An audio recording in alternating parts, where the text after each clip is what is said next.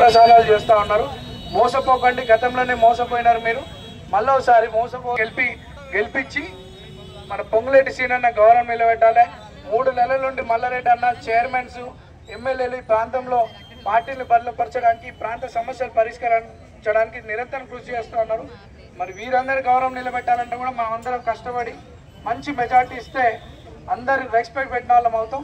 రేపు గెలిచిన తర్వాత మీ ఏ సమస్య ఉన్నా సరే ఒక పాజిటివ్గా ఇమీడియట్ సాల్వ్ చేసే అవకాశం ఉంటుంది. కాబట్టి ఆటో డ్రైవర్స్ అందరు కూడా నేను రిక్వెస్ట్ చేస్తున్నాను, ఈ రోజు నుండి ప్రచారం చేయండి. మీ ఆటోలలో కొన్ని వేల మంది తిరుగుతూ ఉంటారు మన ప్రాంతంలో.